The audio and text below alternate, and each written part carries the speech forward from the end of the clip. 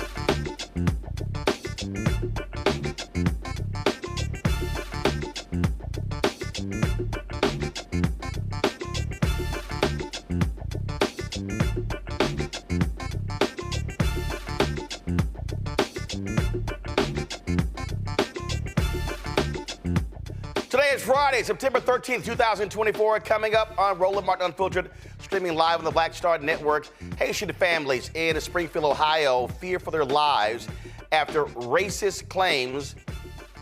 racist claims spread against them, touted by Republican candidates Donald Trump and J.D. Vance. We'll talk to a reporter of the Haitian Times about this unsettling issue there in Springfield. Also, folks, Vice President Kamala Harris continues her post-debate campaign by stopping in the battleground state of Pennsylvania.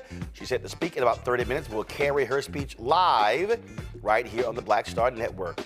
The Justice Department's investigation into facilities run by the Texas Juvenile Justice Department found conditions violate the U.S. Constitution and cause children serious harm. The White House today hosted its first Black Excellence Brunch. I was there and will certainly share what President Biden had to say. Also, folks, we'll talk about, again, the presidential race, what is unfolding, and the continuing focus on black men. It is time to bring the funk on Roland Martin Unfiltered on the Black Star Network. Let's go. He's got it. Whatever the miss, he's on it. Whatever it is, he's got the scoop, the fact, the find. And when it breaks, he's right on time and it's rolling. Best believe he's knowing. Putting it down from sports to news to politics. With entertainment just for kicks, he's rolling. It's on go, roll, roll, y'all. It's Roland Martin, yeah. Rolling with Roland now. He's funk, he's fresh, he's real, the best, you know he's Roland Martin now.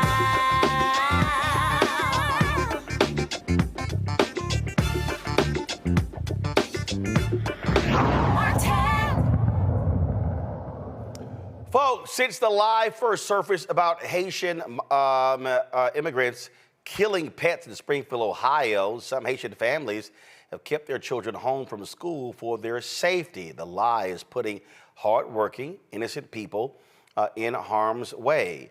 In Springfield, officials there have made it very clear that these accusations are vicious lies. In response to recent rumors alleging criminal activity by the immigrant population in our city, we wish to clarify that there have been no credible reports or specific claims of pets being harmed, injured, or abused by individuals within the immigrant community. Additionally, there have been no verified instances of immigrants engaging in illegal activities such as squatting or littering in front of residents' homes. Furthermore, no reports have been made regarding members of the immigrant community deliberately disrupting traffic. Thank you. Now, today, 2 schools had to be evacuated as a result of threats made there as well. Folks, this is shameful, what is going on there. Haitian Americans across the country have been up in arms. There was a big news conference yesterday in New York City. Today, when we were at the White House, Karine Jean-Pierre, of course, who is Haitian American, talked about her proud heritage. And also, we're going to show for you what President Biden had to say about the attacks on Haitians as well. Joining me right now is Makovi Neal. She is the special projects editor at the Haitian Times. All right, Ms. Neal, so glad to have you here. So this is the thing that is unbelievable. We are watching in real time Republican candidates, Senator J.D. Vance. Oh, I'm getting phone calls from my constituents. as if these Haitian immigrants are not his constituents. The first lie is they're here illegally. Donald Trump literally has been repeating that at rallies. They're not in Springfield, Ohio, illegally. No. And that's the thing. It's funny that these claims came up just a few days before the first presidential debate and so close to the election, Roland. And it wasn't really surprising for us at the Haitian Times to really see it reach this level, because this type of rhetoric, we're used to it, right? We've felt it and dealt with it before in different places across this country. And I think for folks who don't know, I have to just do a quick primer on Haitians and Haitian Americans. We're about 1.5 million people in the U.S., okay? And we've been in the U.S. settling here for the past 50, 60 years. In the past few years, after the assassination of Javon McGee, the exodus of Haitians from Latin America, we've had people land here under temporary protected status, okay, through the family reunification program and now the Biden humanitarian parole program to come here legally. So, that's the first lie, as you said. And a lot of towns like Springfield, they've wanted and needed a lot of our recent immigrants, not just Haitians, but people from all over the place. And so when you see cities like Springfield getting a boost from all this migrant labor and people are starting to see the effects of it, others are going to be mad. And so when you have MAGA, you have people online spewing whatever they can spew, it's natural for them to take that and try to continue to use it to distract us, right, from the election and to divide us. Unfortunately, it has real consequences, like the bum scares, the schools shutting down, and people literally feeling like they can't go to Walmart without having to deal with some sort of attack, right? And so that's where we are. Unfortunately, this is not unique to Springfield, Ohio. It might be getting coverage more than anywhere else, but this is not a unique situation. This type of thing has been happening all over the country in towns that are seeing more immigrants, more Black immigrants, right, come in without the proper resources to help them settle in here. Listen, I wrote an entire book called White Fear, How the Browning of America is Making White Folks Lose Their Minds. And that's exactly what's happening right now. White folks in Ohio, they're losing their minds. And so what you have is these white people who, in their mind, you hear it. We got housing issues. They're taking our jobs. They're taking our housing. First of all, Springfield, Ohio, you were dying. Yes. You were literally dying. Your tax base was dying. Jobs were lost. You had a housing crisis because you didn't have folks living there. And so Haitian immigrants looking for opportunity, all of a sudden, they come there. You have business owners who are saying, thank God folks arrived. And exactly. So now all of a sudden, and they're paying taxes. They're paying sales tax. They're buying goods and services. They're doing all of those different things. That is the reality. Mm-hmm. Mm-hmm. Yeah, and so it's really funny because we're actually headed to Ohio to have what we call community conversations with our communities, because there are so many new nascent Haitian communities popping up all over these heartland towns like Springfield, right? People are bypassing New York, Miami, Boston, our traditional enclaves, and going straight to places like Indiana, Springfield, and rural areas outside of Detroit and Michigan. And part of that, we got to say this here, one second. Part of that is because of the policies of President Biden, Vice President Harris, how manufacturing has been rebounding. And so those places, they're like, we're looking for workers. We're looking for people who can do the job. And so whether they're Haitian immigrants, whether they're Venezuelans, whether they are Mexican, whether they're from other countries, they're going where the opportunities are. And also cost of living is lower, and the ability to be able to get a job and work. That's what's going on. Mm-hmm. That's exactly what's going on. I mean, to your point about Springfield dying, I mean, we've seen the numbers. I've looked at the charts from BLS, the Bureau of Labor Statistics, every metric you could think of is just on the upswing from 4 years ago, and even more so compared to 10 years ago, as far as employment, how different industries are faring in there. So it's just really interesting that a lot of this rhetoric, right, the fake claims, the racist claims that we won't repeat, they have been swirling around online for a long time, right? And so I think this is where we have to recognize and do more work within our community when it comes to the impact of digital media, of virtual spaces where we're spreading these lies, right? These have been swirling around for a very long time. The bullying, the cyber bullying, the harassment, all of it, right? And because so many people picked it up, it ended up in J.D. Vance's mouth and then up on the debate stage, right?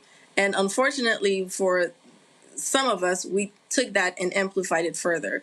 So we have to be mindful about the fact that this is a strategy the right-wing Republicans have said, has been useful for them with things like DEI and critical race theory, right? And other progressive type of efforts where it starts out being attacked or some crazy rumor shows up somewhere on 4chan and it gets enough play and steamrolls online that it ends up on Truth Social and whatnot. And so I think we need to do a better job with our own communities about how to respond when we do hear and see things like this, right? So we can stop the letting these things just spread like wildfire and spreading the rumors, even if it's to express outrage and all of that, right? It would really be helpful to see our communities, our leaders pay more attention and advocate for something specific, right?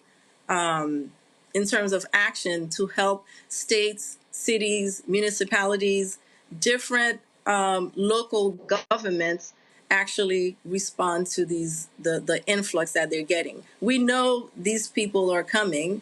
The manufacturing sectors, all of these employers said they wanted these people to come. So it shouldn't be a surprise to cities or be left up only to the cities to deal with these influxes. There should be a more comprehensive way to respond to immigration so that it's not just an issue of, okay, we're at the border, who comes in or out, who gets to come in, who has to stay. But once that person comes in, what is that experience going to look like for their neighbor, the teachers at the school, and vice versa, right? If we don't do that work to help people settle in and integrate, we're always going to have these issues. Well, look, certainly let us know when those community conversations will be taking place. We appreciate you joining us. Thank you so much. All right, folks. This is what that idiot Donald Trump had to say today. And if you want to see stupid, listen to this. No, I will. Maybe Springfield, maybe Aurora, maybe both. We'll go there. I can say this. We will do large deportations from Springfield, Ohio. Large deportations. We're going to get these people out. We're bringing them back to Venezuela. You know, he told Biden he's not accepting anybody back. They moved all their criminals, not all of them, but the rest are moving in now. First of all, how are you going to move Haitian immigrants to Venezuela? Again, that just shows how stupid these folks are. Singer John Legend weighed in on this. He's a native of Springfield, Ohio, and dropped this video on yesterday. Hello, everyone. My name is John Legend, and I was born as John R. Stevens from a place called Springfield, Ohio. Oh, Springfield, Ohio. You may have heard of Springfield, Ohio this week. In fact, if you watched the debate, we were discussed by our presidential candidates, including a very special, interesting man named Donald J. Trump. Now, Springfield has had a large influx of Haitian immigrants who have come to our city. Now, our city had been shrinking for decades. We didn't have enough jobs. We didn't have enough opportunity. So people left and went somewhere else. So when I was there, we had upwards of 75,000 people.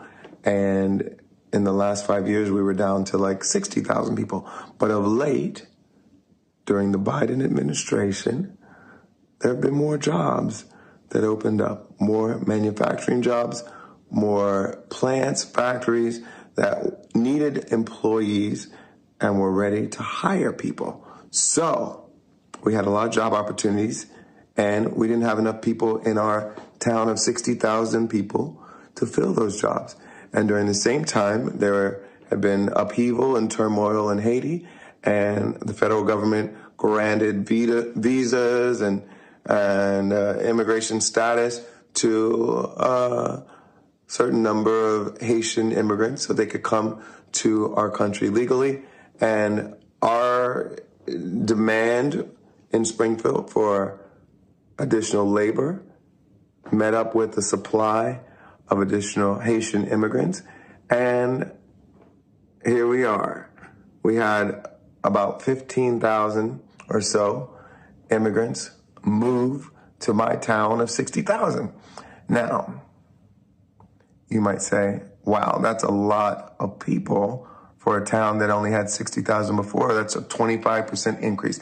That is correct. So you might imagine there are some challenges with, integrating a new population, new language, new culture, new dietary preferences, all kinds of reasons why there might be growing pains, making sure there are enough services to accommodate the new larger population that might need bilingual service providers, et cetera, et cetera. So there are plenty of reasons why this might be a challenge for my hometown. But the bottom line is these people came to Springfield because there were jobs for them and they were willing to work.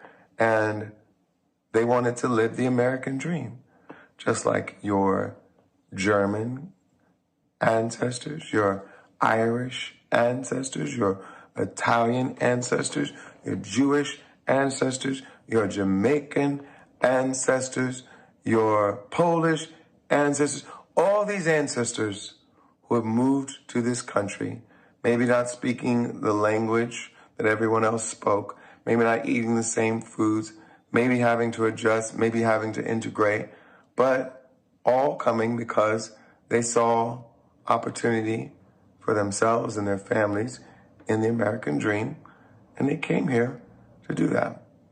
Some facts about immigrants. They usually do very well here. They are hardworking, they're ambitious, they commit less crime than native-born Americans, and they will assimilate and integrate in time, but it takes time. So I think all of us need to have the same kind of grace that we would want our ancestors to have when they moved here with our Haitian brothers and sisters who move here too. And nobody's eating cats. Nobody's eating dogs. We all just want to live and flourish and raise our families in a healthy and safe environment. How about we love one another? I grew up in the Christian tradition. We said to love our neighbor as we love ourselves and treat strangers as though they might be Christ. So, how about we adopt that ethos when we talk about immigrants moving to our communities and don't spread hateful, xenophobic, racist lies about them. John R. Stevens from Springfield, signing off. All right, folks, my panel, Michael Imhotep. He's the host of the African History Network show, joining us from Detroit. Caleb Bethel, communications strategist. Out of D.C., Matt Manning, civil rights attorney out of Corpus Christi, Texas. Folks, go to my iPad. This is a story that was in Reuters that shows you the population of Springfield and how it had fallen sharply since the 1970 census. You see, in 1960, 1970, the population of Springfield, Ohio, exceeded 80,000. Dropped 1980, further in 1990, further in 2000, further in 2010, further in 2020. In 2020, it dropped below 60,000 people.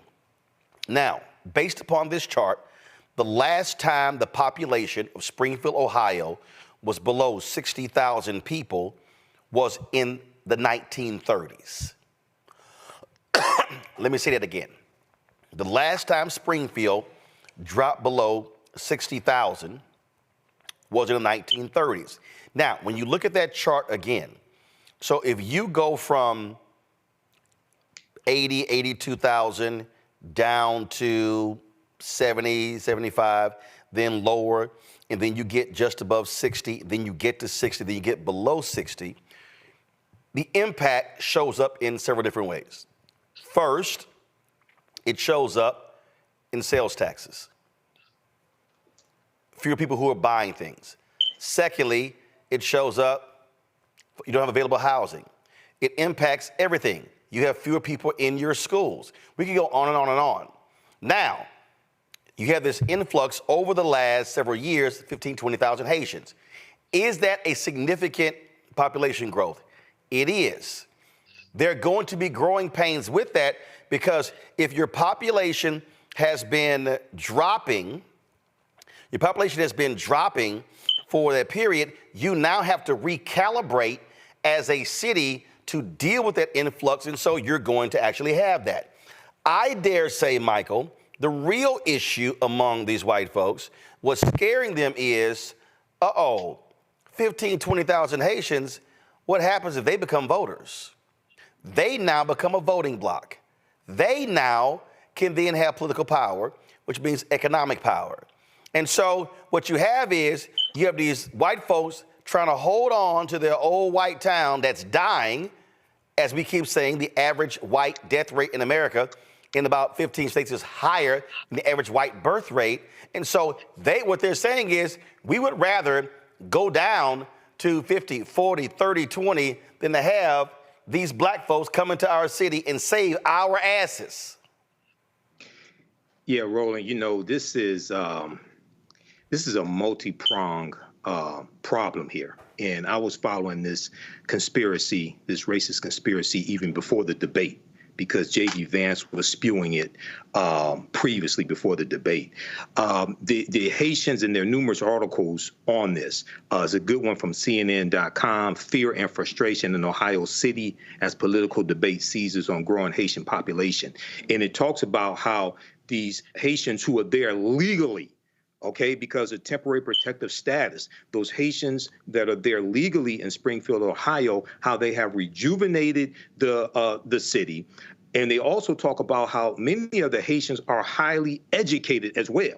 So one of the things now, this whole thing is not unusual for Donald Trump because in January 2018, remember Donald Trump called immigrants from Haiti, El Salvador, and African countries S-hole countries. And he said, why can't we have more immigrants from places like Norway, meaning European countries? So this coming from Donald Trump spewing this is not surprising. He's done this before. America owes a debt to Haiti. One of the reasons why you had the Louisiana Purchase of 1803, which doubled the territory of the U.S., is because of the Haitian Revolution. And these Africans beating the hell out of Napoleon and France almost going bankrupt. So they sold the land that they had here, the Louisiana Territory, to the U.S.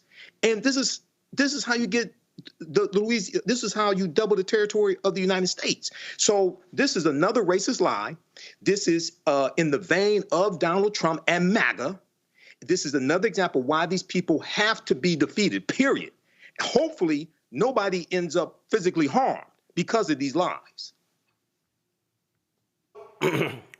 What we're seeing here, Kelly, again, are folks who don't want to confront the reality of dying, largely white, Midwestern America. And again, what these white folks are yelling and screaming, we're not racist, we're losing our culture. I remember the Wall Street Journal had an article in the last election, and these white folks in Iowa, same way, because of Latino immigrants coming in. And we're losing our culture. When white folks start saying we're losing our culture, they're saying we're losing our white culture. That's what they're actually saying. And so they want to maintain these nearly all white enclaves. That's what it boils down to. pure and simple.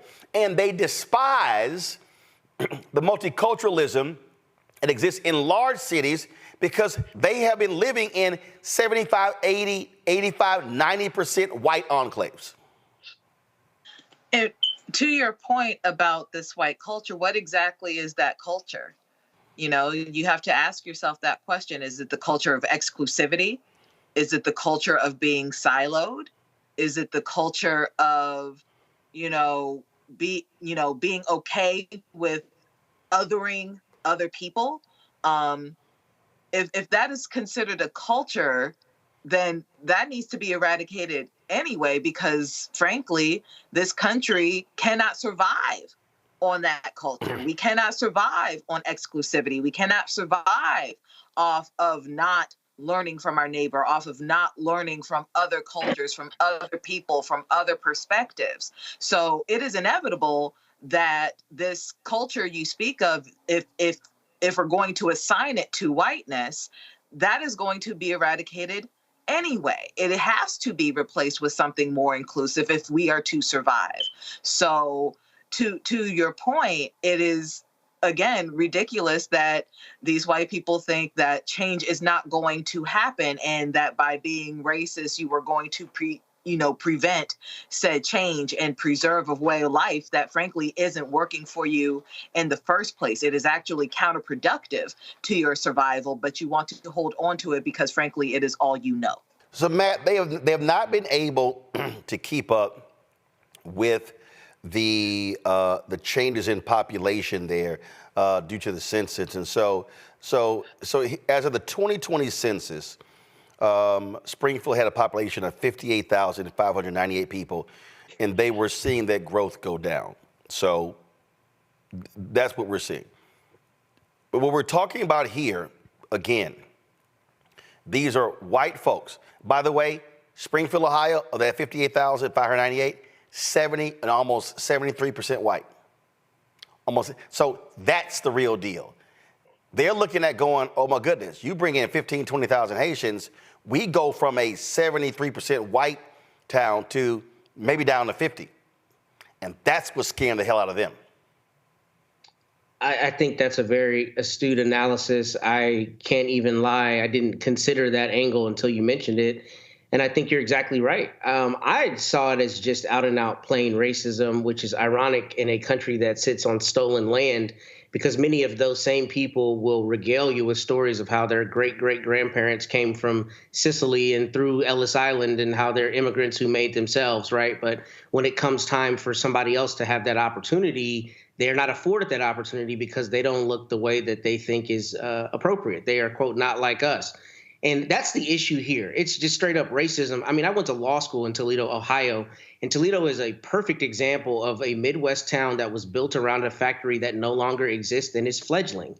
And cities like Springfield already have these issues. So to act as though there's not a benefit to a boon to the tax base and to the labor base with people coming in, it's just economically dishonest. And on top of that, I mean, we do have to concede that there are surely going to be, as you said earlier, growing pains as it relates to the school system and social services systems that are just not necessarily built in the short term to provide benefits and other things immediately with an influx of people. However, there's an overall aggregate benefit. So if you look at it from an economic standpoint, you would think this would be a beneficial thing. But none of that matters if your problem is the people who are coming in don't look like you don't give them the same level of humanity you might people from Nordic countries. And ultimately, you know, the mongrelization that we see of the Haitian immigrants and Black immigrants, the fact that they're not even put on the same level by people like former President Trump and talking about them coming from certain countries as opposed to people from countries he thinks are permissible. I mean, that's what it comes down to me. It's just straight up racism. And it's sad that it's not only xenophobia from an ideological standpoint, but that people are literally having to shut down schools because there are bomb threats and things coming in from unsubstantiated allegations. We shouldn't live in a country that's like that. But we know the reality is when white homogeneity is threatened and white comfort is threatened, then you get violence. And that's what you're seeing here.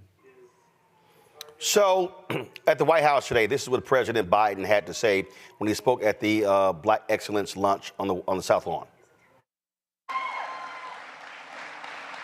I want to take a moment to say something like so many Americans, like Karine, as he pointed out, a proud Haitian American, community that's under attack in our country right now.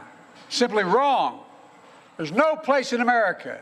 This has to stop what he's doing. It has to stop. Now, thank you all for being here this historic day. Today, we recognize that this nation would not exist, and this is literal, without the blood, sweat, and tears, without the determination, dreams, and contributions of Black Americans. That's a fact. This place wouldn't exist. At the White House briefing, Karine Jean-Pierre also spoke to this issue, and as I said, she is Haitian American. Listen to this. But do you take this personally when the community is a target of attack as it is at the moment in Springfield? I take it personally when any community, any vulnerable community is attacked. Not just a community that I belong to and proudly belong to, but any community, any vulnerable community that is attacked, wrongfully so, in a hateful way. One of the things that I'm proud about in being part of this administration is that we condemn that type of stuff. We condemn that type of hateful language. That's what I'm going to continue to do. And I get to do that on behalf of President Biden, who also condemns that type of hateful rhetoric, as you have heard him today and many times before, when a vulnerable community is attacked. That's not what national leaders should be. Political leaders should not be attacking vulnerable communities. Folks, we're going to break into that. Vice President Kamala Harris is right now speaking in Wilkes-Barre, Pennsylvania. Let's go live there. Criminalize healthcare providers, to punish women. Now more than 20 states have a Trump abortion ban. Many with no exceptions for rape and incest, which is immoral. To tell a survivor of a violation to their body that they don't have a right to make a decision about what happens to their body next? That's immoral. And let us agree, one does not have to abandon their faith or deeply held beliefs to agree the government should not be telling her what to do. Not the government. And I will tell you, when Congress passes a bill to restore reproductive freedom, as President of the United States, I will proudly sign it into law. Proudly.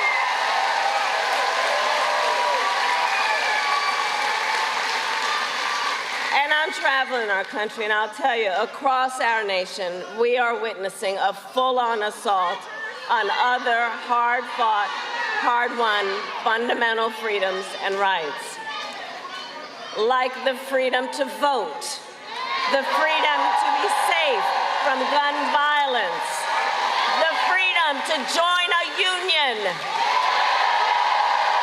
and the freedom to love who you love openly and with pride.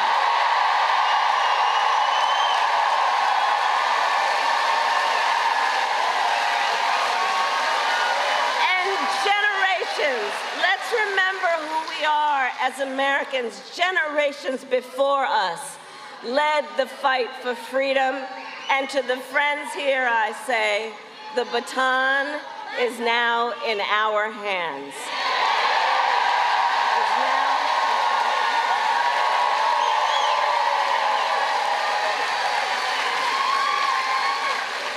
And so much is on the line in this election. We all know and remember, this is not 2016 or 2020.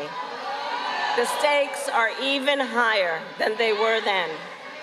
Because 2 months ago, the United States Supreme Court essentially told the former president that he will effectively be immune no matter what he does if he gets back into the White House. Imagine Donald Trump with no guardrails. Imagine what that might mean. Right. He who has vowed if reelected he would be a dictator on day one. He who called for the, quote, termination of the Constitution of the United States. And let us be clear, someone who suggests we should terminate the Constitution of the United States of America should never again stand behind the seal of the President of the United States. Never again.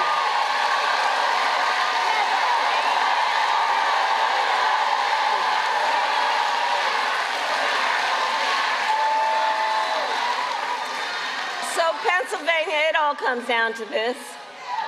We are here together because we love our country. We love our country. And we who are here understand the awesome responsibility that comes with the greatest privilege on earth, the privilege and pride of being an American.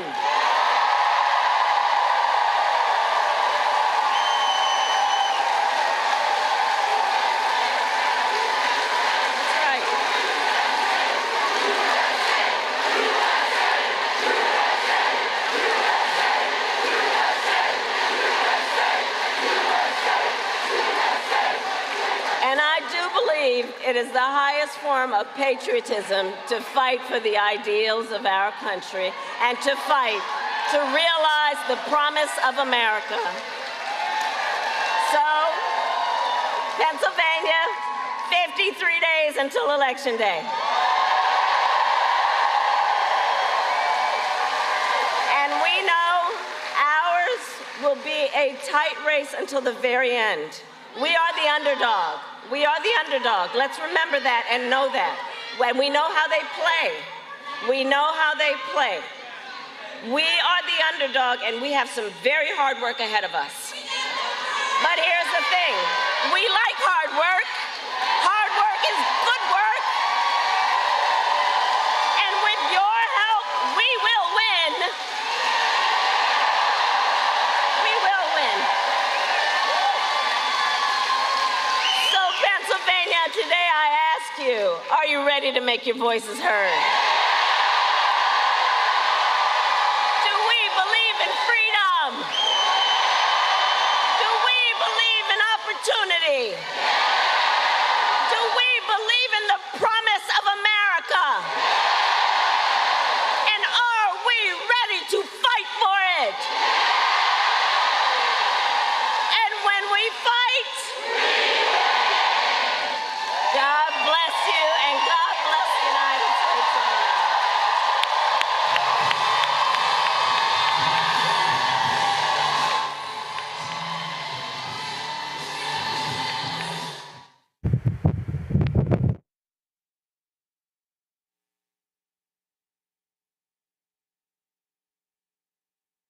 Talk over it. Folks, that was Vice President Kamala Harris just finishing her speech there in Wilkes-Barre, Pennsylvania, a jam-packed audience. Yesterday, she had two speeches that took place in, I tell you, they drive me crazy when they cut the feed that fast. It's just me. All right, she was in Charlotte and Greensboro on yesterday. Really out there hitting the road in a very aggressive way. You're seeing that. Again, Pennsylvania, critical state. North Carolina, they're seeing the polling data there as a critical state as well. I'm gonna go back to our panel real quick before I got to go to a break and go to our next guest. The thing here, what they are seeing, Kelly, Governor Roy Cooper of North Carolina, he said she has an excellent chance of winning North Carolina because of how the data is shifting. Also, that governor's race, Josh Stein, he's up some 12, 14 points against Mark Robinson. And they really believe that Mark Robinson, the crazy, demented black Republican who is so anti-abortion, they think that he is going to play, him being on the ballot will play a huge role in driving people out to also vote for her to beat Donald Trump. Again, with North Carolina being in play is a really big deal.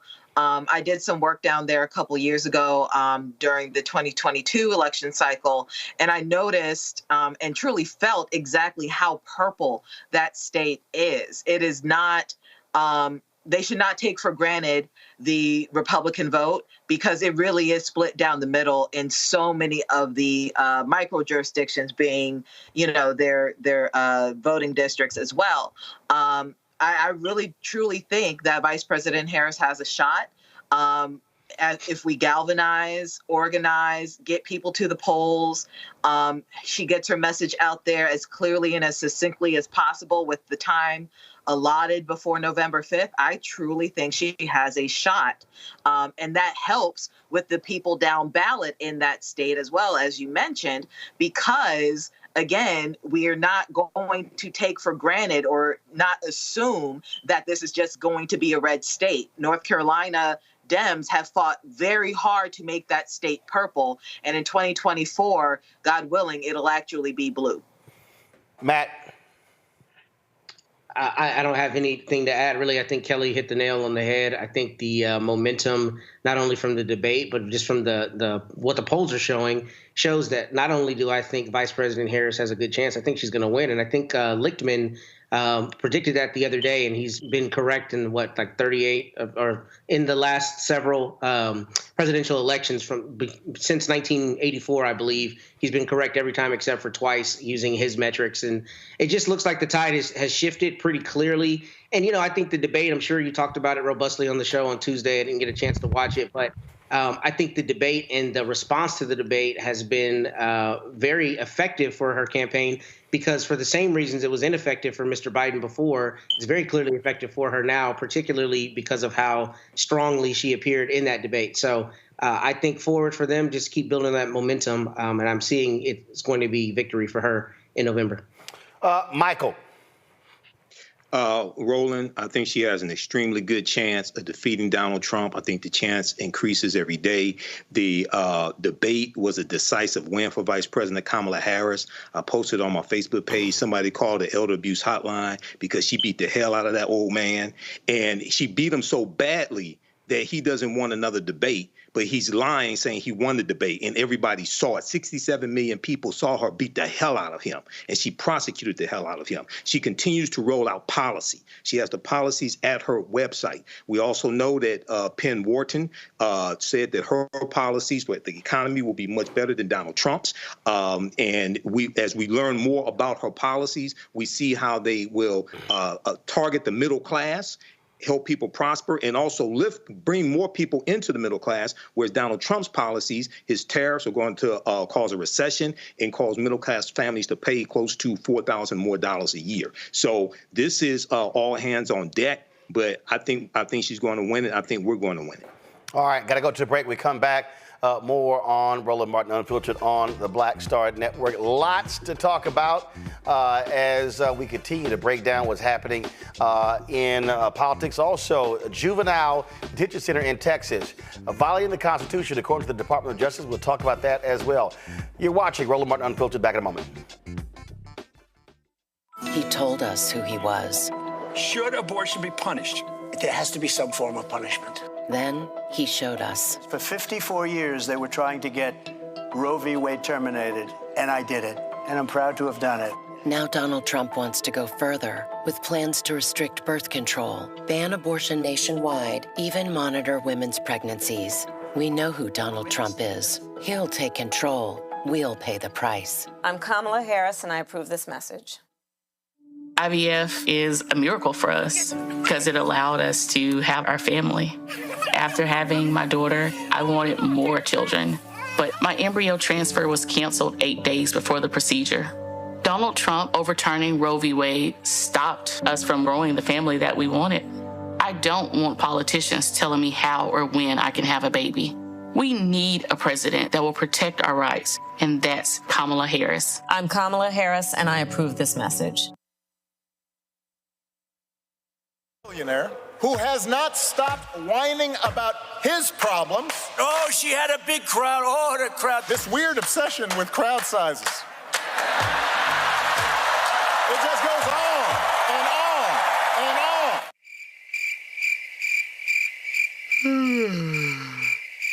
America's ready for a new chapter. We are ready for a President Kamala Harris. I'm Kamala Harris, and I approve this message. In 2016, Donald Trump said he would choose only the best people to work in his White House. Now those people have a warning for America. Trump is not fit to be president again. Here's his vice president. Anyone who puts themselves over the Constitution should never be president of the United States. It should come as no surprise that I will not be endorsing Donald Trump this year. His defense secretary. Do you think Trump can be trusted with the nation's secrets ever again? No. I mean, it's just irresponsible action that places our service members at risk, places our nation's security at risk. His national security advisor. Donald Trump will cause a lot of damage. The only thing he cares about is Donald Trump. And the nation's highest-ranking military officer. We don't take an oath to a king or a queen or to a tyrant or a dictator. And we don't take an oath to a wannabe dictator. Take it from the people who knew him best. Donald Trump is a danger to our troops and our democracy. We can't let him lead our country again. I'm Kamala Harris, and I approve this message. The overturning of Roe almost killed me. I had a blood clot in my uterus that caused my labor to have to be induced because of the overturn of Roe v. Wade. I wasn't able to get life-saving treatment sooner. I almost died. And that's because of the decision that Donald Trump made. I was able to get Roe v. Wade terminated, and I'm proud to have done it. The doctors and nurses were afraid that if they treated me in the incorrect way, that they would be prosecuted for that. And that's appalling. Donald Trump says that women should be punished. Do you believe in punishment for abortion? There has to be some form of punishment. For the woman? Yeah. I believe that women should have reproductive freedom to make the choices about their own bodies. 4 more years of Donald Trump means that women's rights will continue to be taken away one by one by one by one. This has to stop because women are dying. I'm Kamala Harris, and I approve this message. Hi, everybody. I'm Kim Coles. Hey, I'm Donnie Simpson. The overturning of Roe almost killed me. I had a blood clot in my uterus. Yo, it's your man Deion Cole from Blackish, and you watch Roland Martin, Unfiltered.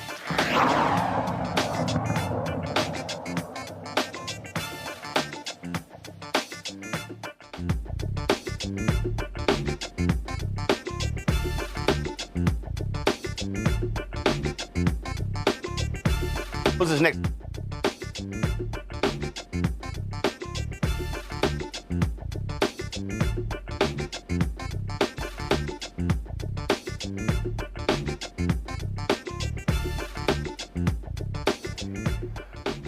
Folks, a group of black Texas clergy who brought to light allegations of mistreatment at the Dallas Juvenile Department says they want to play a role in the changes after a state report confirmed many of the concerns about what was going on at the Henry Wade Juvenile Justice Center. The report found that personnel unjustly used a special needs unit, secluding children in cells for up to 5 days, frequently confined juvenile residents inside of their cells, and the staff falsified records and observation reports. The Dallas Black clergy is now calling for an independent review, more accountability, and community input in the search for the new executive director. In addition to that, the Department of Justice has also been looking into what's happening in Texas as well. Joining us now is one of the Dallas Black clergy's founding members, Reverend Dr. Michael W. Waters. Glad to have you here.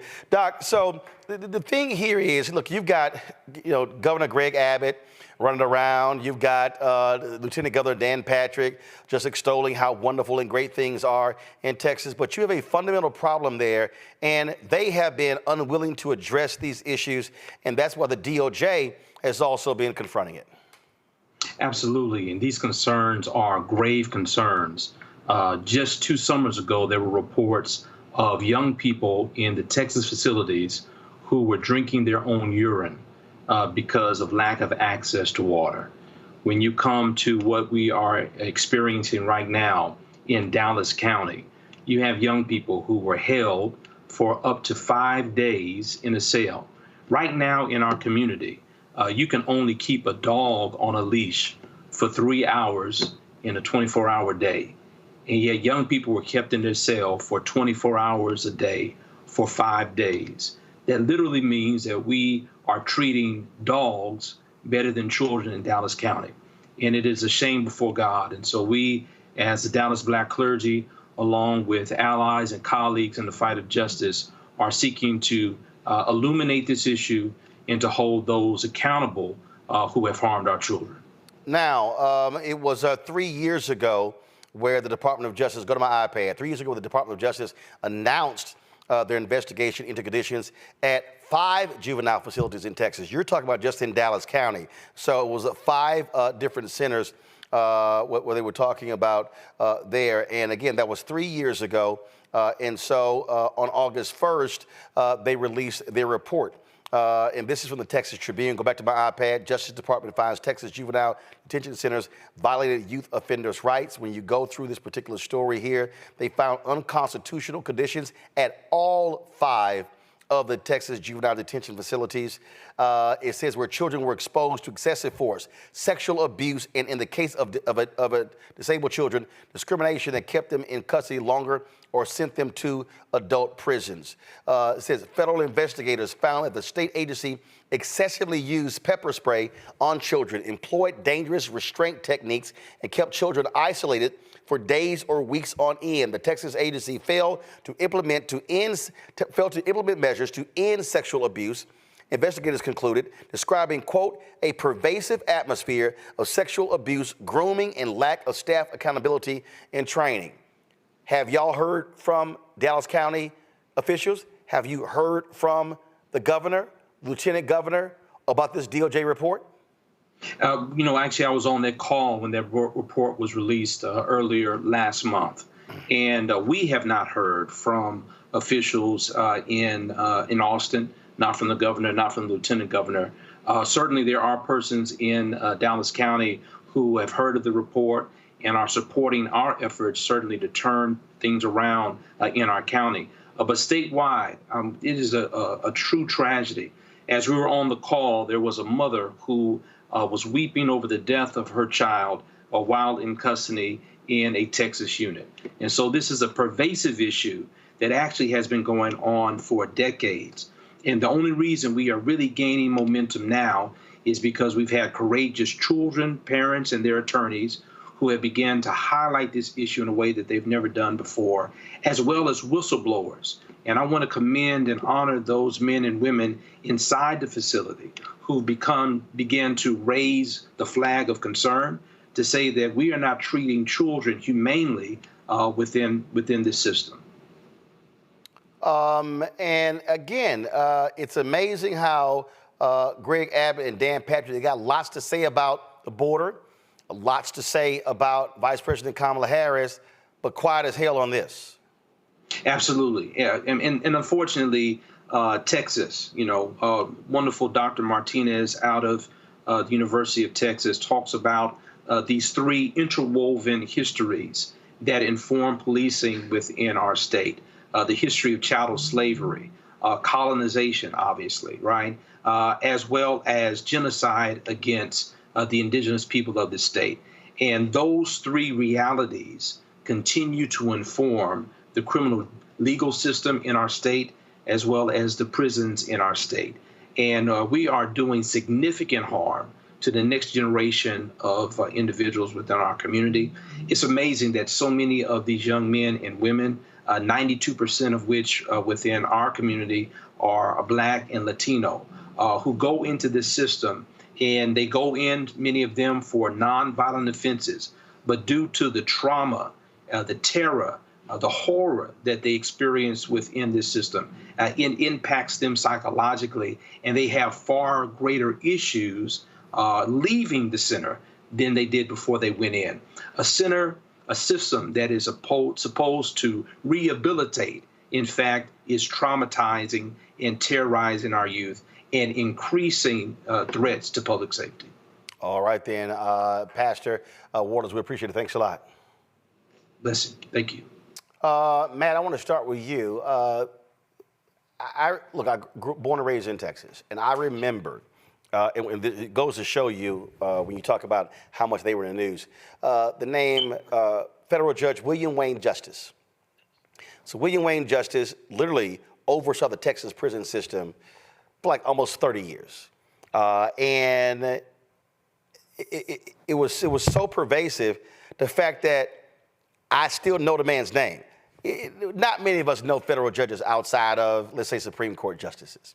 But it was always in the news that that man's name is locked into my head because he oversaw the Texas prison system. They built new prisons there with no air conditioning. You literally have Republicans in Texas who are so shameful and despicable. They want to go back to the 1920s and 30s and 40s in terms of how you treat inmates. They don't care. These people are ghouls. They're evil. And for them to say nothing about this, the sexual abuse of children in the facilities, and Abbott and Patrick say nothing, they should be firing folks left and right. They're not.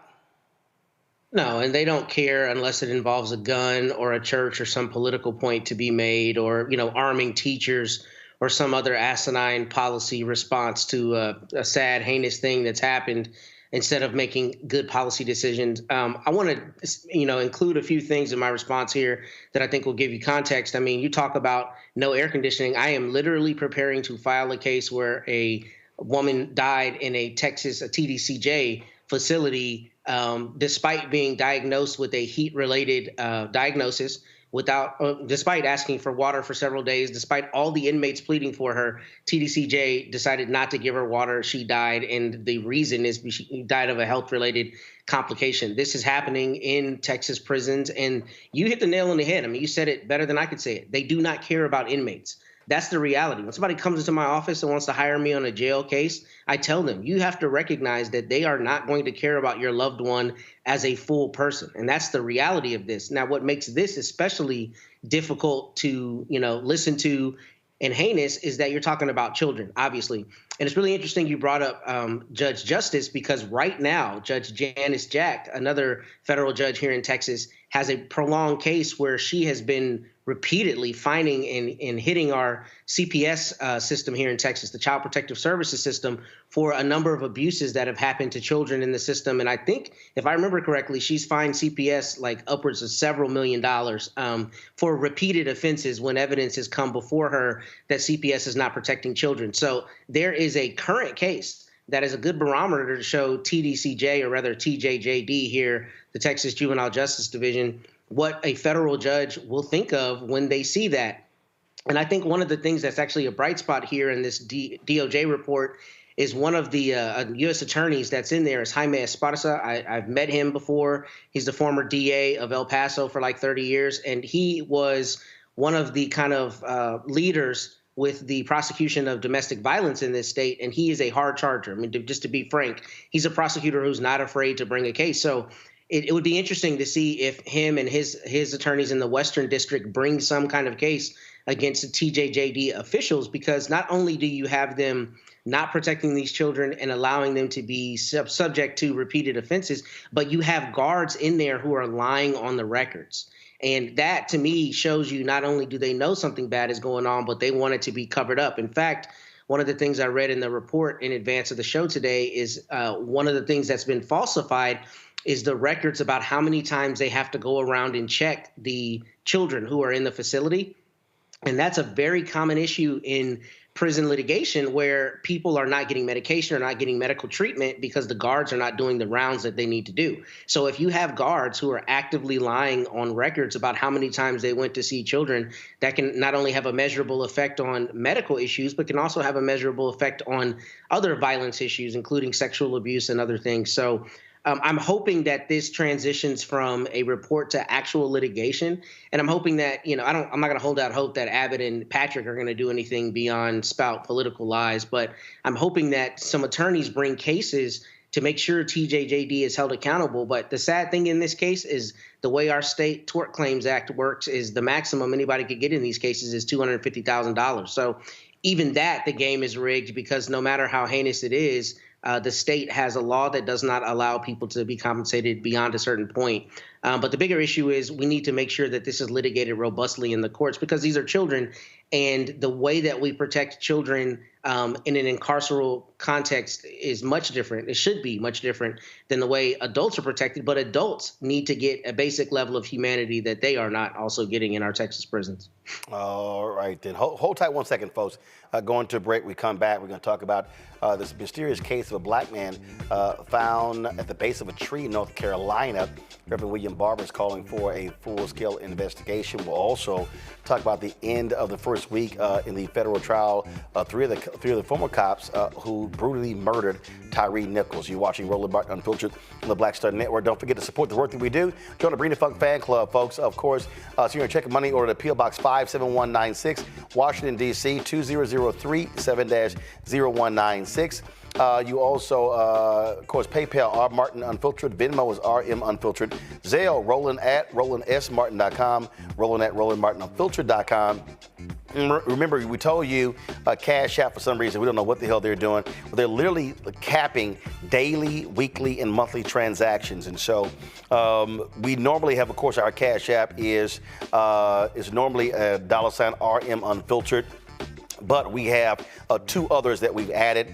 And so this is our normal one, Cash App, $ RM Unfiltered. Then, of course, we have a $ Uncle Roro Martin. You got that one as well. And then we have the Black Star Network, $ BLK, STARNETWORK. And so use one of those three. We are trying to get it sorted. Trust me, after I posted my video complaining about them, they did reach out to me.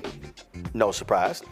So we'll see what happens next. And so we'll keep you abreast. So use the QR code for each one of those or just go right to it. And to please support the show. Of course, our goal is to get 20,000 of our fans contributing on average $50 each to raise at least annually $1 million to continue the work that we do. And so please support us any way you can. I'll be right back. He told us who he was. Should abortion be punished? There has to be some form of punishment. Then he showed us. For 54 years, they were trying to get Roe v. Wade terminated, and I did it, and I'm proud to have done it. Now Donald Trump wants to go further with plans to restrict birth control, ban abortion nationwide, even monitor women's pregnancies. We know who Donald Trump is. He'll take control. We'll pay the price. I'm Kamala Harris, and I approve this message. IVF is a miracle for us because it allowed us to have our family. After having my daughter, I wanted more children, but my embryo transfer was canceled 8 days before the procedure. Donald Trump overturning Roe v. Wade stopped us from growing the family that we wanted. I don't want politicians telling me how or when I can have a baby.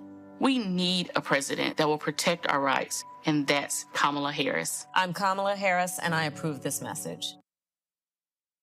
Here's a 78-year-old billionaire who has not stopped whining about his problems. Oh, she had a big crowd. Oh, the crowd. This weird obsession with crowd sizes.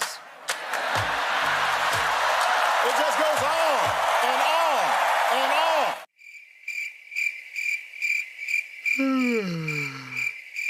America's ready for a new chapter. We are ready for a President Kamala Harris. I'm Kamala Harris, and I approve this message.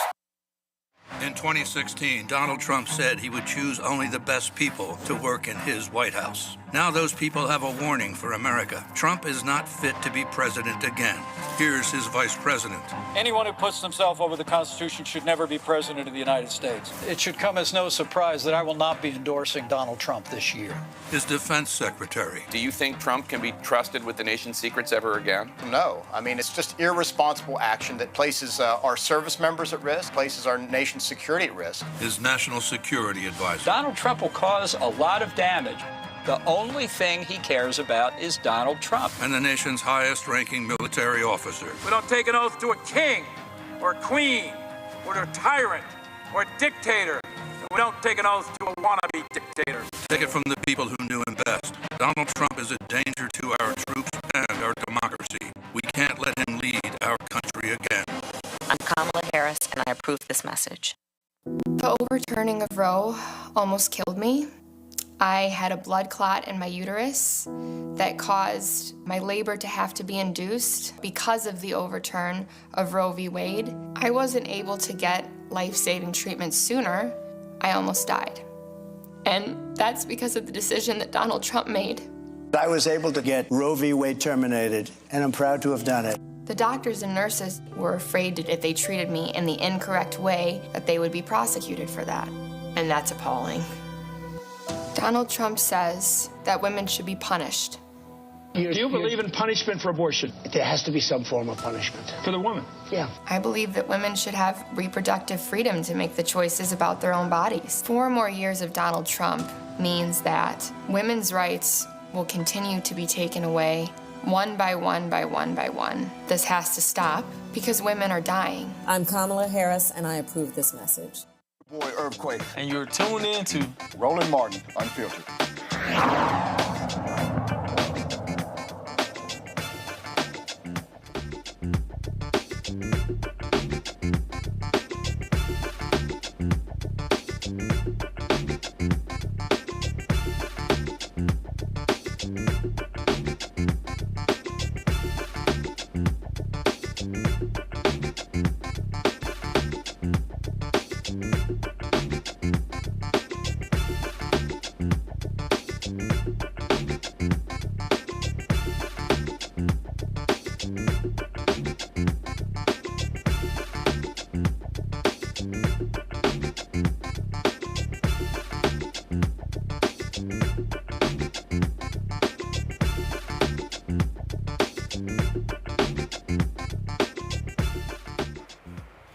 Folks, testimony has concluded in the first week of the trial of 3 former cops who are on trial for the murder of Tyre Nichols. Tadarius Bean, Demetrius Haley, and Justin Smith have all pleaded not guilty to charges that they deprived Nichols of his rights through excessive force and failure to intervene and obstructed justice through witness tampering. Nichols was pulled over in January 2023 and led the cops on a brief chase before getting yanked out of his car. Police video showed officers viciously attacking Nichols when they got him out of the vehicle.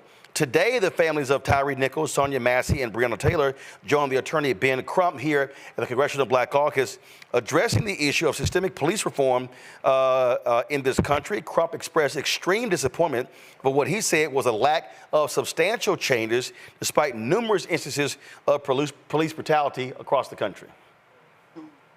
Tragically, since George Floyd died, we really thought we were at a turning point, that we were going to get systematic police reform in America that had eluded us for decades. We hadn't had systematic police reform in the United States of America since Lyndon Baines Johnson Great Society legislation in the 1960s.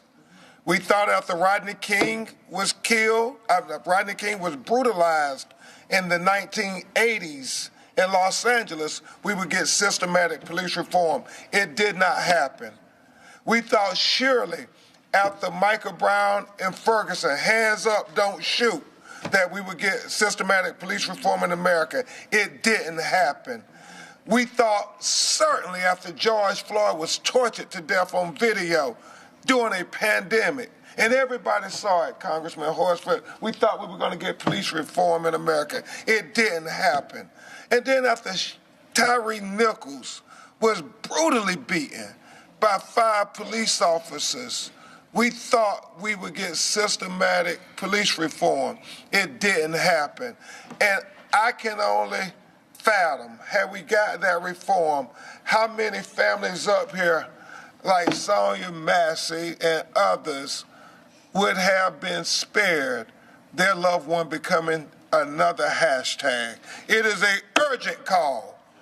An urgent call. How many more exhibits, America, do we have to give you before we say we have to have some reform on these officers? If we would have had the National Registry, Sonia Massey's family would not have lost her just because she was a black woman having a mental health crisis, because that officer who had been in 6 police departments in 4 years would not have been on the force, and he would not have had the ability with a gun and a badge to shoot Sonia Massey in her face after she said, "I rebuke you in the name of Jesus." Now, folks, this is another story which is absolutely crazy. So people were emailing this here. And so Javon McGee is a trucker out of Chicago who was found at the base of a tree in North Carolina. This video has gone viral, and so we want to play this video for you. Check this out. Hey y'all, I would have never thought I had to make this kind of post on my TikTok, but my family desperately needs your help. This is my little cousin, Javon McGee. He's from Chicago, Illinois. He was 21 years old and would have been 22 in a few weeks. He was found hanging from a tree in Henderson, North Carolina yesterday. He drove trucks, so that was his reason for even being out there. The police officers are trying to say that he went to Walmart and purchased a rope and hung himself. We obviously don't believe that, and we are just asking for your help to push his story out there. This isn't covered on any local platforms. No news stations, radio, none of that. So we're trying to push it out there. We really need your help. The police officers in the coroner's office are giving us a hard time, not allowing his mom to identify the body. At one point, they told her she can't identify the body due to COVID. And then the next day, today, they told her the father has to give her permission for that, which he said that he would. She asked if they could send her pictures at least. They told her yes, and then turned around and told her, oh, I don't think that you want to see your son like that. Come on. Like, this is just very devastating for my family, and we really need to push this story out there. So if y'all could please repost this video, keep saying his name, Javon McGee, hashtag justice for Javon, and we are gonna fight for him, and we are standing behind my cousin 100%, and they're not getting away with this. So please, share this video. Thank you. Now, folks, just a few moments ago, Reverend Dr. William Barber sent me this statement here. He is calling for a thorough investigation into his death. The death of a young person is hard and painful enough, but in this circumstance, we must have truth and transparency. Hanging, whatever the cause, is not a form of death that can be easily dismissed, particularly here in the South, where it has been used as a weapon of terror against black families for generations. I join attorneys Daniels and Merritt, of course, as they seek transparency, truth, and justice for Javon McGee and his family. We must and will find out what has happened. The family is represented by Harry Daniels, Lee Merritt, and also a North Carolina attorney, Jason Keefe. When you look at what Ben Crump talked about there, I'm going to go back to our panel here, and I'm going to start with you, Matt. When you look at what he talked about here, I mean, he's right. You continue to have these cases of police brutality. You have cases like this where the family is like, wait a minute, hold up. Like, is there a real investigation going on? And folks simply want answers. And unfortunately, we continue to have this sort of blatant disregard for the concerns and the feelings of these black families. And you got to ask yourself the question, do you see this happen with non-black folks? You don't. And I know that you're saying that is kind of the question that you extrapolate from that, but that's the truth. I feel like a lot of times you don't. You know, it's a difficult thing, especially in cases that are not straight ahead for the police. Oftentimes they don't do a good job of communicating to families what it is they're actually trying to accomplish. But, you know, frankly, the corollary here is just like in the medical context. There are a lot of black people who have said historically, I know something's wrong. I tell the doctor, she doesn't believe me, and I find out later that I was right. There was something wrong. The same is true with a lot of these cases. And sometimes the police, you know, in my experience as a prosecutor, a lot of times they get a very simple, myopic view on a case, and they will not go beyond that simple, myopic view. And when it relates to black people, particularly something like Javon McGee, right? The family says, we know him. He is not the kind who would do this. They don't start with that premise. They start with the easy decision, which is, you know, we believe he went to Walmart and bought a rope. And here's the reality. Sometimes the evidence will bear that out. But oftentimes police, when dealing with black families, at least in my experience, will start with the premise that either there wasn't a crime or that what the family is telling them is not correct and won't work from the standpoint of perhaps it's true. And in the instance of a young man like Javon McGee, that is such a thing that is so stark and so jarring that, you know, you should start with the premise that there is likely criminal activity afoot here and not necessarily a suicide unless you've got compelling evidence to that end. So I've seen that in my own career, that police do this, but I will say, to be fair and balanced, a lot of times people's expectations of how quickly an investigation should happen or how quickly they should get information are not always realistic. And sometimes that gulf between is what you see reported in the news and what creates a lot of the issues, because frankly, for law enforcement to be able to do their jobs, they do also have to have the ability to investigate. And sometimes their inability to communicate what they're finding or what they're working on and to do so quickly is what creates the issue. So I think one of the big issues is there has to be better transparency and there has to be a better system of communicating to families. We are, in fact, working hard on this issue. And I think both things can be true.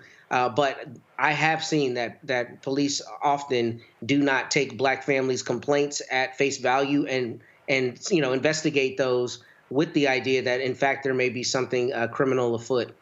But I will say, as it relates to Javon McGee, I saw that Jason Keith posted that on his Instagram, and they've got a very, very strong, solid team of people who will investigate and get to the bottom of that. So God willing, there will be answers for that family sooner than later. And the reality is this here, Kelly, when we look at this election, you have a man in Donald Trump who has made it perfectly clear. He wants immunity for all cops, 100% immunity. He wants to bring back stop and frisk. So for any Black person, male or female, especially brothers, considering voting for Donald Trump, let's be real clear. He gets back in the Oval Office, there's a bullseye on your back in every single community, because he will let cops do what have their way with Black people. For sure, and that's terrifying. But something that also you need to consider is if cops have full immunity in the way that Donald Trump has been touting that he will do once he becomes president, what does that say about accountability between the law enforcement departments themselves? What if you have a dirty cop and he kills another cop? You understand what I'm saying? It goes so far beyond just us, right? There are Black cops who could be susceptible to legislation that will do something like that, right? It like, you can't hide behind a badge. You can't hide behind your job. This isn't something that will just be affecting us civilians. This affects other cops too. It affects all of us. And the fact that this orange Mussolini man just simply does not comprehend the power that he wields accurately anyway. I just feel like he feels like he's a rich kid who just has a bunch of toys to play with, and the toys just happen to be the government. You understand? And the gravamen of this office, like the gravity, the weight, the prestige of this office is just frankly eradicated should this man come in again, just because, he gave you $1,200 that one time that he didn't even do, by the way. Or, you feel like, oh, the economy is so bad and it was so much better under him. Well, he inherited Obama's economy. Of course it was better. Like, there are so many excuses that I'm hearing about why people are going to vote for him, and all of them can be debunked with straight facts and, frankly, just a modicum of common sense that needs to be utilized ASAP so that, terrorism doesn't happen. Domestic terrorism doesn't happen in this country. And again, Michael, what voters need to understand, especially Black voters, Donald Trump does not give a damn about police accountability. Remember, his Justice Department, they wanted to pull back on consent decrees. And so folks can sit here and dance around this stuff and play games with it. When he is openly talking about bringing back stop and frisk, that right there is a non-starter. No one should be remotely consider voting for this fool. Well, any Black person considering voting for Donald Trump needs to have their head examined. They're out of their minds and don't understand history, don't understand politics. Donald Trump in April 2024 said he would give police 100% immunity from criminal prosecution for doing their job. When he was at the National Association of Black Journalists and He was Rachel Scott asked him about Sonia Massey. They asked him about Sonia Massey. He didn't have a good answer about what would happen to the officer who shot and killed Sonia Massey. Okay, and when you look at this, you have Attorney Benjamin Crump there. We know the George Floyd Justice and Policing Act passed the House of Representatives by a vote of 220 to 212. No Republicans voted for the bill. It was Senator Tim Scott who blocked it. But what people have to understand is a lot of white people in this country think the police department is working just the way it's supposed to work. And now you have attack ads that Republicans have launched attacking Vice President Kamala Harris for saying the protests during when the protests were happening after the killing of George Floyd. She said, these were peaceful protesters. The majority of the protests were peaceful, even though you did have, some fires here and there to take place. The majority of the protests were peaceful. A different approach has to be taken with this, okay? Because a lot of the majority of the people in the House and the Senate that got to vote for a bill that reforms police are white. And they represent a lot of white people that think things are just fine right now. You got to talk about the white people who have been unjustly shot and killed by police as well. Elevate those stories. Bring those white crying mothers into Senate hearings. Have them testify. Bring those pictures of those white people unjustly killed by white people as well. The way that they're approaching this, if you just make this a black thing, you're going to lose, because most of the people who vote for this are white. They represent constituents who think, a lot of them think everything is just fine the way it is. So we will continue to see what happens there. Let's go to Michigan, where a former Michigan officer who assaulted a black man in custody will spend 366 days behind bars. Matthew Rodriguez pled guilty to using unreasonable force against 19-year-old Jaquan Smith while processing him at the Warren City Jail in the fingerprint room in June 2023. Rodriguez also admitted to making false statements about the incident. Court documents state Smith was not physically resisting arrest or attempting to escape. And here we go. Got to go to a break. We come back. We're going to tell you about the settlement in the lawsuit dealing with the Fearless Fund. And we'll discuss that and more right here on Roland Martin Unfiltered on the Black Star Network. He told us who he was. Should abortion be punished? There has to be some form of punishment. Then he showed us. For 54 years, they were trying to get Roe v. Wade terminated, and I did it. And I'm proud to have done it.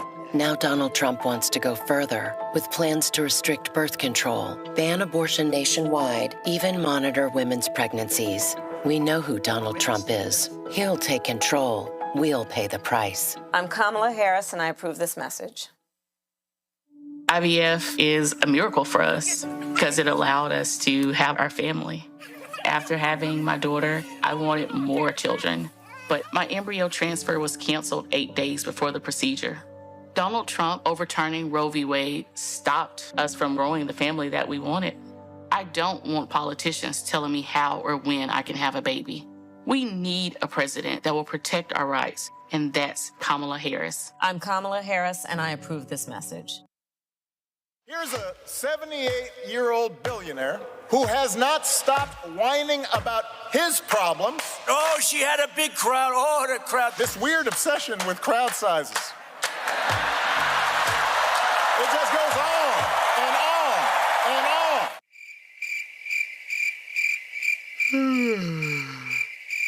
America's ready for a new chapter. We are ready for a President Kamala Harris. I'm Kamala Harris, and I approve this message.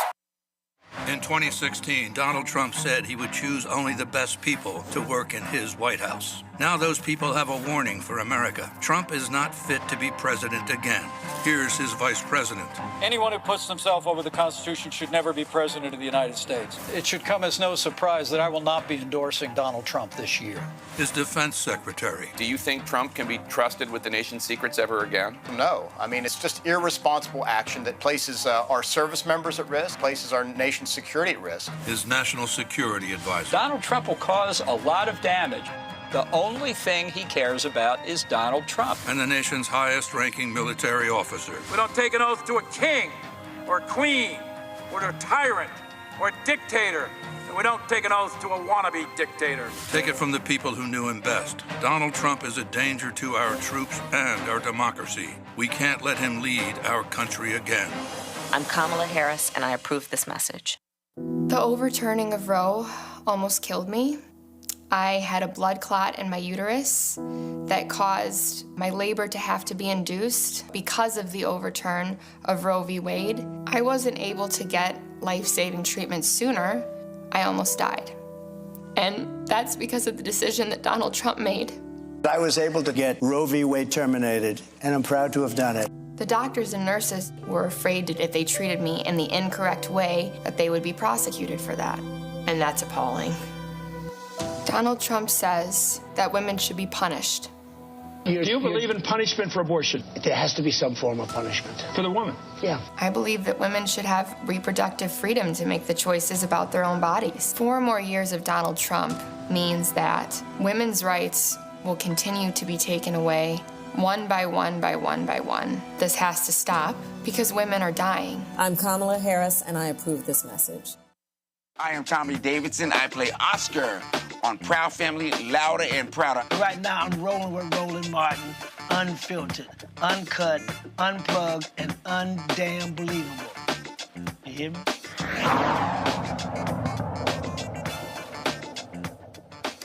Well, folks, there's been a settlement in the case of the Fearless Fund, a venture capitalist firm out of Atlanta that provided grants to black women and other women of color. They were sued by Ed Blum and his group, saying that this fund discriminated against non-black women. The lawsuit, of course, from the American Alliance for Equal Rights, claimed that the Fearless Strivers Grant Contest, which was open only to black females, was discriminatory. Now, according to an online post by Fearless Fund founder Arian Simone, the grant program was at its end when the court case began in 2023. The fund said that it was motivated to avoid a court ruling to not lead to a Supreme Court decision that could end nationwide minority-based funding.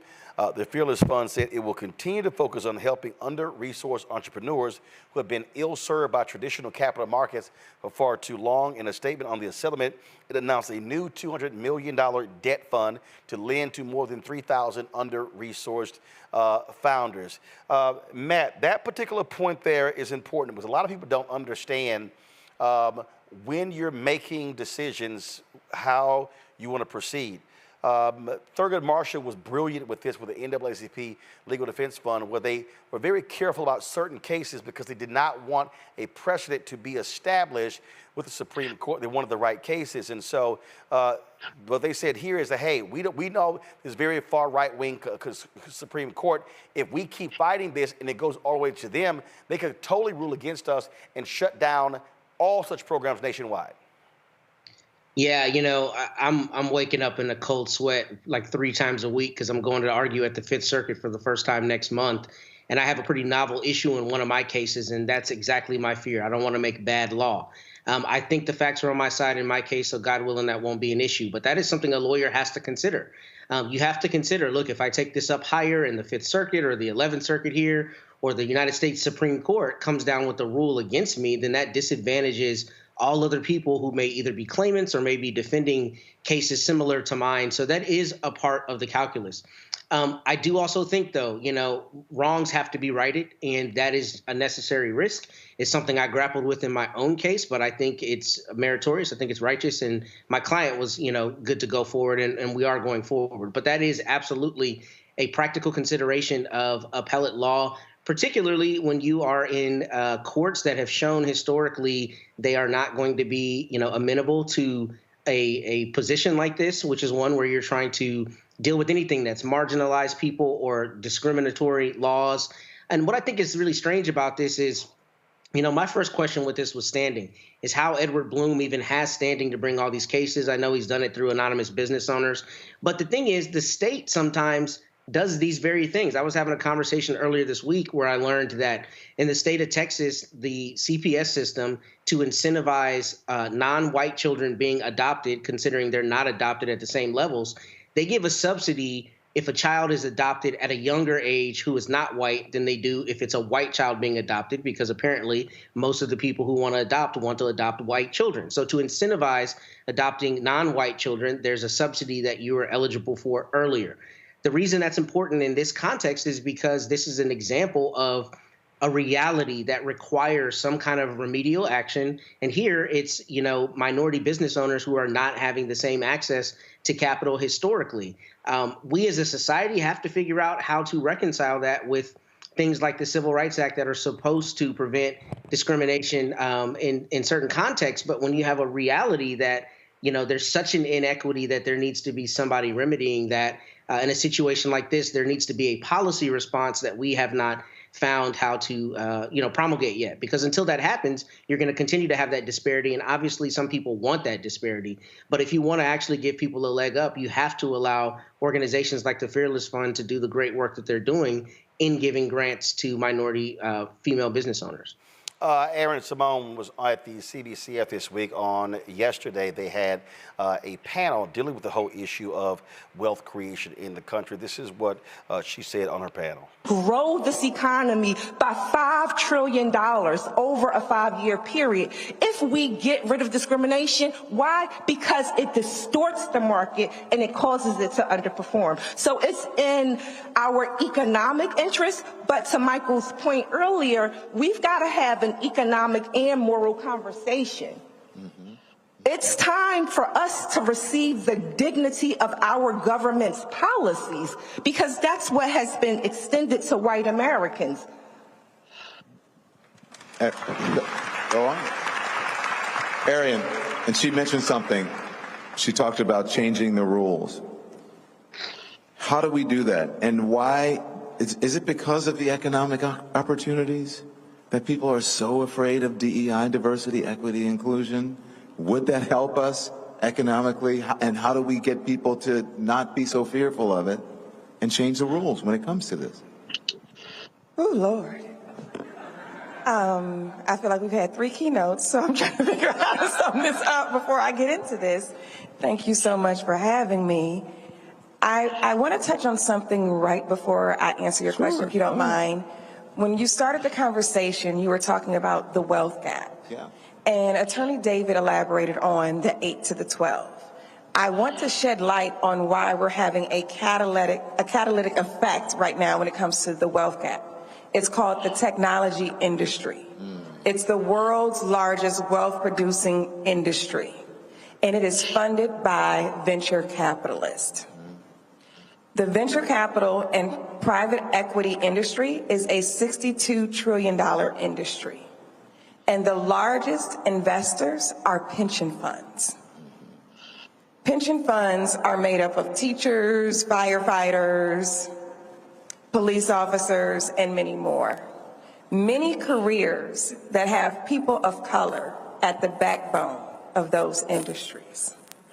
Sounds similar to something before 1865 when I'm about to break this down. So you have the pension funds right here. And then the money goes up to the VC industry, that's $62 trillion. That's controlled by 92% white male. And then that money goes all the way up to the white startups that make these tech companies. And very rarely does it make a full circle impact. So I wanted to explain that because the tech industry is what's making this wealth gap get even larger and larger at a very, very rapid rate.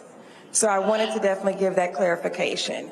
And when you talk about diversity, equity, and inclusion, to answer your question, no one should back away from the term of it. No one should back away from anything, because diversity is just good business.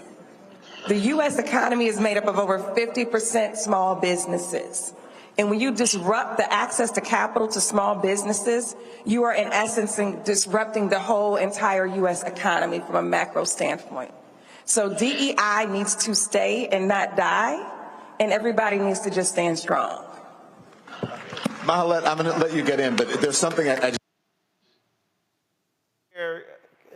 Kelly, that she said I think is critically important when she talked about pension funds. And what I keep saying to black folks is that we're trying to change stuff from the top with venture capitalists. No, the money's coming from down here. That's public workers. And so what needs to happen is the organization and the mobilization of public workers saying, yeah, y'all not going to take our money and just invest it. We're going to demand stuff on the front end and not wait until you already have received our money and you keep giving it to white folks. Exactly. And to your point, I believe this is where unions come into play and why they're so important. And when you see these union strikes, when you see people being disenfranchised because they want to be in a union, they want to build a union, and they are being blocked by their employers for whatever reason, this all, is connected. It all makes sense. And when we finally understand our collective bargaining power, I think we're really going to make some substantive changes as far as what we were talking about in that clip. Michael. Roland, I'm glad, 2 quick points I want to make. I'm glad you brought up pension funds, because I remember back a few years ago when you hosted the State of Black America, one of the things Reverend Al Sharpton talked about is how money managers will take pension fund dollars, our pension fund dollars, and loan it to business developers. The business developers would then come into our communities and gentrify us out of our own communities with our pension fund dollars. But also, we can also choose different areas and investments that our pension fund dollars are invested into as well. A lot of us don't know that we can do that. Secondly, the person that spoke before, Ariane Simone, she talked about $5 trillion and how closing loopholes and gaps in policies, the U.S. economy can grow by $5 trillion. That was a study by Citigroup Bank a few years ago that talked about how the U.S. economy had lost $16 trillion over a 20-year period of time because of racism. And they specifically stated that about $13 trillion in business revenue never flowed into the U.S. economy because African-American entrepreneurs could not access bank loans. They talked about how black workers have lost $113 billion in potential wages over the past 2 decades because they could not get a college degree. Black people could not get a college degree. And lastly, they talked about how the housing market lost $218 billion in sales because black applicants could not get home loans. Well, Vice President Kamala Harris, when we look at policy, $50,000 tax cut for new businesses, that's something that we can take advantage of. And then also when she talks about 3 million new homes being built in her first 4 years in office, that also addresses housing and a generational wealth, having an asset to pass on to future generations as well for African Americans. So all of this is connected to policy, which is connected to who the hell you vote for. Once again, if you're black and you're thinking about voting for Donald Trump, you need to have your head examined. You don't even understand that you don't understand. What I also want to do is I want to play for you a couple of more items here from that particular town hall, and because it was dealing with wealth creation. And I'm going to talk more about this in an expansive way on Monday, but just go ahead and give me 1 second. Let me go ahead and cue this up. Give me 1 second, y'all. So I wasn't going to go to this, but what the hell? I'm going to go ahead and play it. Let's see here. When Martin Luther King gave the speech here in Washington in the 1960s, the wealth gap between black people and white people was 8-1 in the 1960s. Today, it is more than 12-1. That's important foundation for us to think about how do we close the wealth gap? How do we think about generational wealth? We are in a moment in this country where we can rethink and reconceptualize how we grow into creating generational wealth for people of color. This is not about how much money are you making at your job. That is wages. We're talking about creating wealth. And that is about creating assets, homes, and other assets that you can pass on to your children, to people that are your descendants. And that's what we have to think about in this conversation of generational wealth. When you say from a moment of, talk about from a place of aspiration, I want us all to think about how we look at our young people and talk to them about financial literacy. Talk to them about what a balance sheet looks like. Talk to them about what interest rates are. Talk to them about the difference between the Treasury Department and the Federal Reserve and why they need to care. Because the other families are talking to their kids about interest rates. They're talking to their kids about creating bank accounts. And we need to do the same thing if we want to create and close this generational gap, this wealth gap that unfortunately continues to increase. So I think that's where I would want people to focus on and start thinking about, because yes, we can pass all the laws and all the regulations that we want. And I want to thank Chairman Horsford for doing so much of this work with the Black Economic Agenda that they introduced legislation. But a lot of the work is on us. A lot of the work is making sure that we talk to our families and our friends about creating generational wealth and how we do that. John, I want to continue the conversation that we were having in the green room, the conference room in the back, and just to fill people in. You know, you mentioned knowing what a spreadsheet and all of that is. Did you say a spreadsheet or a financial? Whatever. Yeah. So let's talk about financial literacy. And you said that the vice president mentioned it the other night. Those aren't just words. It needs to be done. You talked about starting savings accounts for young people, especially young black people, and that we need to be financially literate. Can you fill our audience in and pick up on what we were talking about? Because I think it's really important when it comes to this conversation we're having. Thank you, Don. Agree with you 100%. Mr. Chairman, thanks for having the vision to do this. We're sitting in a moment in history. History does not feel historic when you're sitting in it. Just feels like another day. But that does not mean the moment is not historic. This is the third Reconstruction right now. Started in 2020. First Reconstruction was after slavery. Second one was the Civil Rights Movement. Third one was 2020, kicked off with George Floyd's murder. With regard to us, it'll last to 2030 if we're lucky. This moment's not coming back again. Financial literacy is the civil rights issue of this generation. Period. Black capitalists matter. Period. This is not a new conversation, Don. After the Civil War, by the way, slavery was about money. Am I talking to myself? Slavery was about money. Free labor. Slaves were worth more than railroads and everything else in this country combined in 1860. The wealthiest city, Don, in America in 1840 was Natchez, Mississippi. In the world, rooted in slavery. 1865, Abraham Lincoln and Frederick Douglass, after the Civil War, Dr.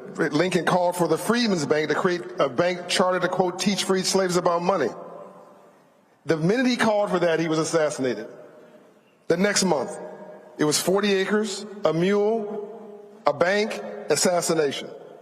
100 years later, here comes Dr. King.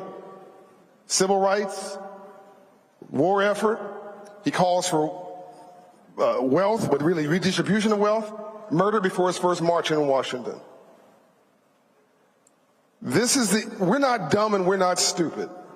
It's what we don't know that we don't know that's killing us, but we think we know. I was last night, Don, I was going to dinner with a guy who runs a Raven, Sashi Brown, and I was recommending my hotel restaurant. He said, no, let's go to Bronze, which is on 8th Street, I believe, in Northeast. It's a black-owned restaurant. So we go to this restaurant. I meet the owner. He's behind the bar. I hear his story.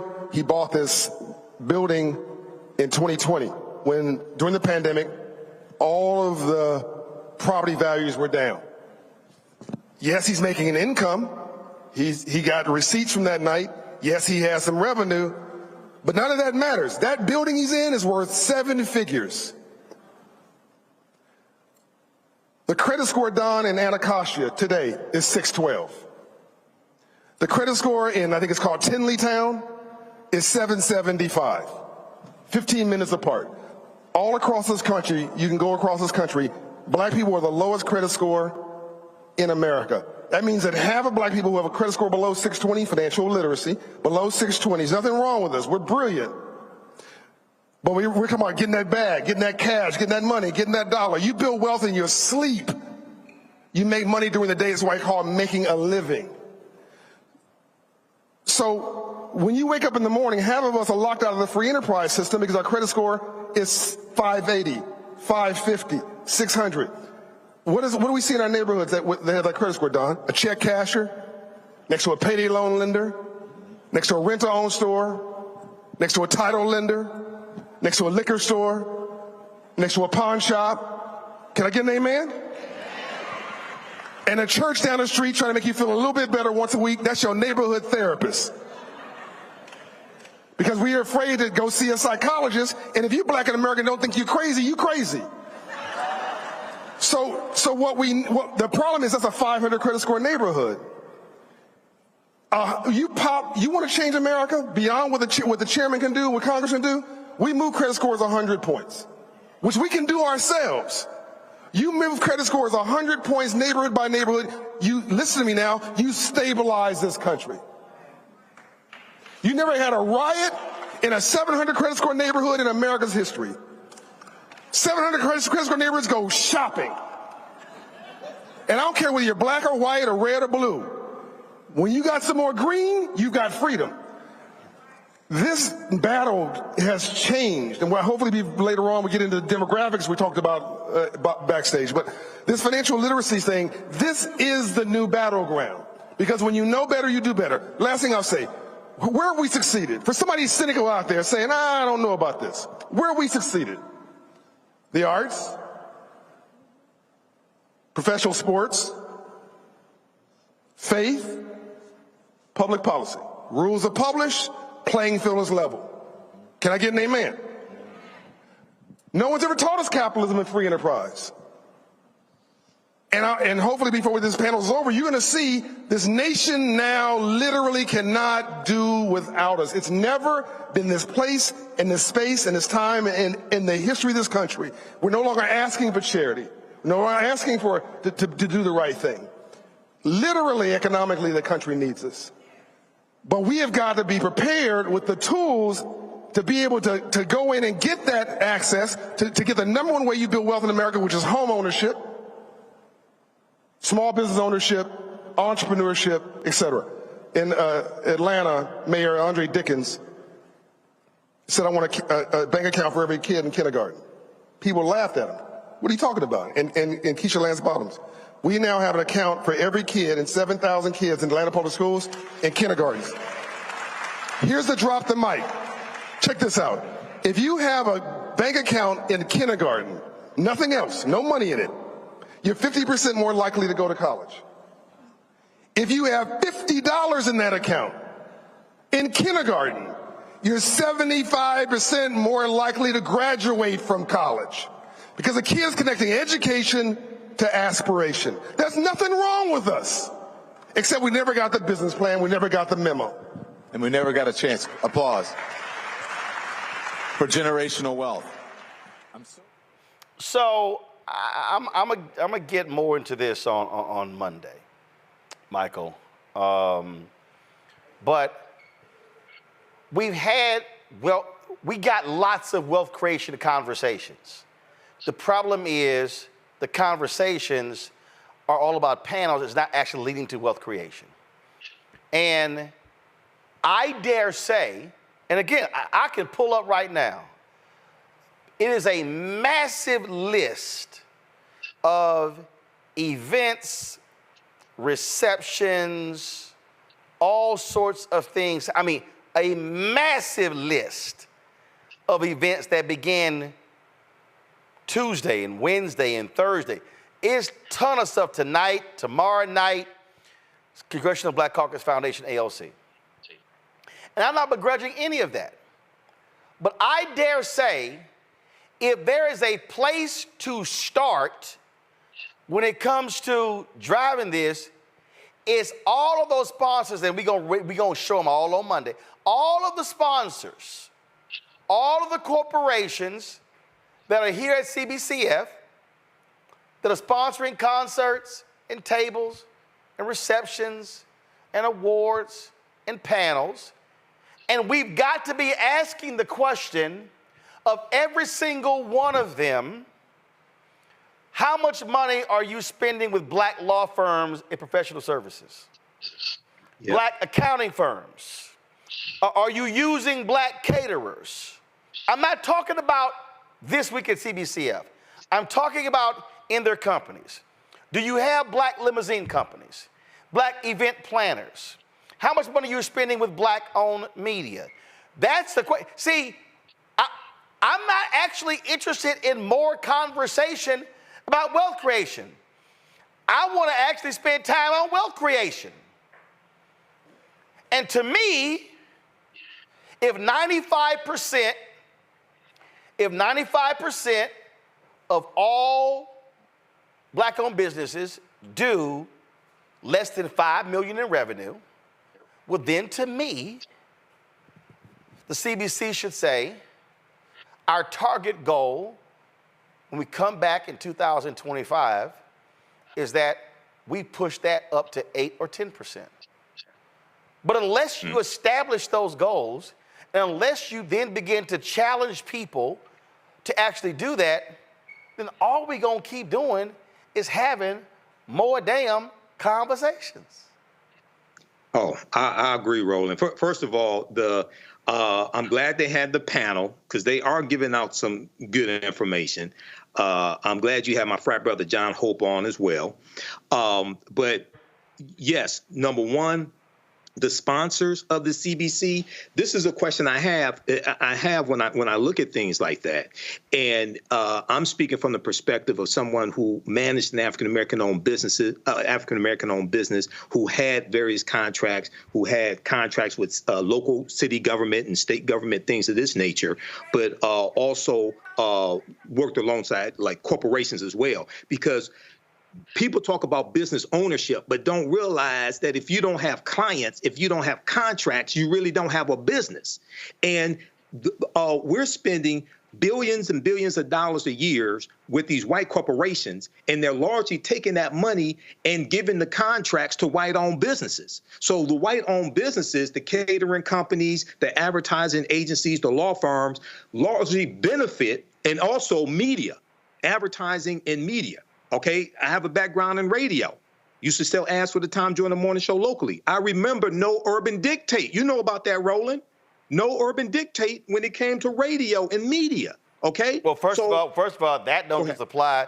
That was with Katz being a number of years ago with radio. That question should also be asked about Apple, and I'm gonna be dealing with Apple on their absolutely lack of spending with black-owned media. Across the board. So again, I'm be dealing with them later, but go right ahead. Yeah. So all these corporations have to be pushed on this. And a lot of us really don't understand that. We get excited when they buy tables at our events or we see their logos and things like this. But I look at the back end. I taught my degrees in business administration. I taught entrepreneurship for 7 years. I know the money on the back end. And this is one of the things that Reverend Jesse Jackson of Rainbow Push was so good about when he had his nationwide economic boycott of Coca-Cola in 1981, because he was able to get tangibles from that. And people really need to go study what he did. Economic investment into black-owned banks, bottling companies, bottling distributorships, things like that for African Americans for Coca-Cola. And we're not really approaching this from the perspective of understanding the potential growth that getting a return on our investment in these white-owned corporations can have. Because we're spending money with them, just like how they're starving African American-owned media. Okay? That's unconscionable. They should be targeted nationwide. Some of these corporations should be targeted nationwide for for some type of economic withdrawal strategies or something like that to put pressure on them, because they're not just going to do it willingly. We saw what happened with George Floyd. After the George Floyd protests, we saw corporations donating millions and millions of dollars, and then after a period of a year, 2 years, 3 years, they start scaling it back, especially with the attack on diversity, equity, and inclusion.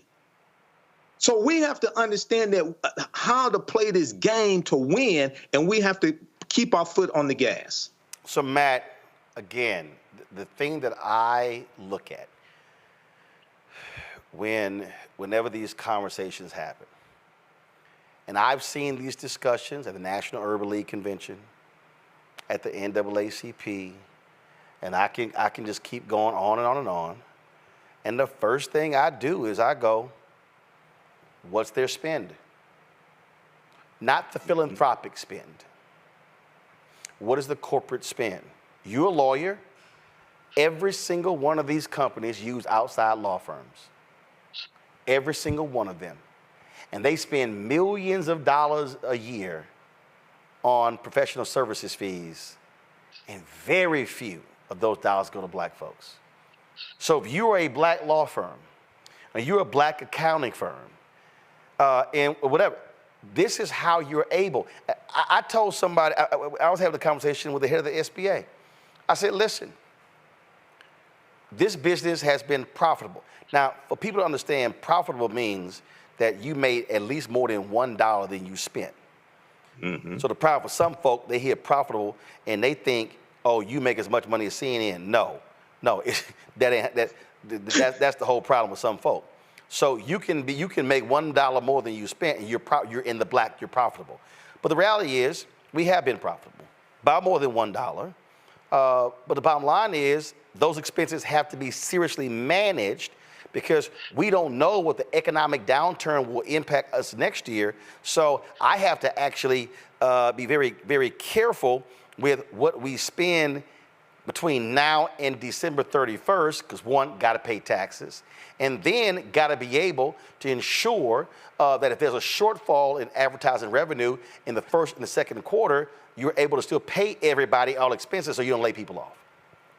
So I say all of that to get people to understand that if we're talking about how do we build wealth, how do we create economic opportunities, I'm going to use an example, and this is very basic.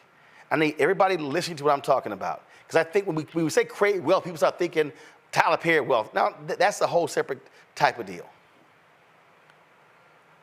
When my TV One show ended, the sister who was doing the makeup, I was in the chair, and she says, Roland, I got to thank you. I said, why? She said, I got to thank you for hiring me to do the makeup for this show. The previous person, we had to get rid of. So Sharon did the makeup. I think it was the last two and a half years of the show. She said, doing the makeup on this show allowed me to buy my first home. Now, wow. So she worked, it was 4 hours a day. I think where it may have come out to $70,000 plus based upon hourly rate. But see, here was the key. Because she was doing the makeup on my show, a lot of the sisters who were coming through the show liked the job that she did.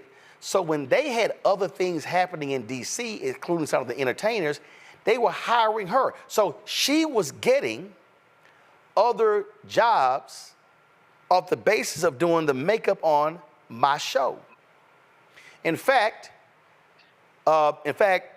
she began to get other opportunities.